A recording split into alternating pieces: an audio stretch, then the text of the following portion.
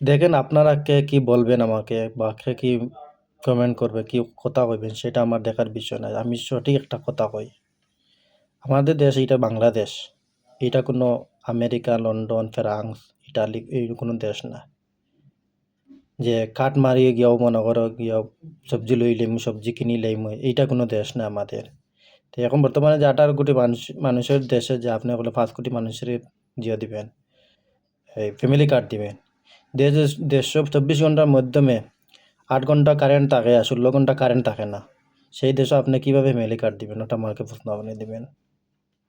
আর যে দেশে মনে করো দেশের সরকারেও বাইরের দেশ থেকে মনে হয় টাকা আনে দেশ চালার, একজন মানুষের উপরে কত টাকা বেট আছে, কত টাকা ঋণ আছে, সেইটা আপনি বিবেক করতে হবে।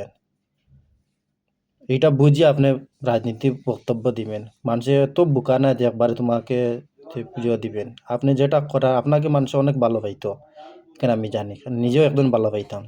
আপনি যেমন বউ কয়দিন থাকি একবার ওইজন বক্তা, একবার ওইজন রাজনীতি, একবার ওইজন যে এই ধরনের যে বক্তব্য দেন যে এখন আপনার এরপর একটা জিনিস আপনি একবার কইছেন যে না ভোট, আবার এখন মানে হা ভোট, একবার বলছেন যে হা ভোট মানে পাকিস্তান, না ভোট মানে আজাদ বাংলাদেশ। এখন আবার আপনি হা ভোটের মধ্যে এবার আপনি কি পাকিস্তানি হয়ে গেছেন নাকি? সে বুঝে জানি না।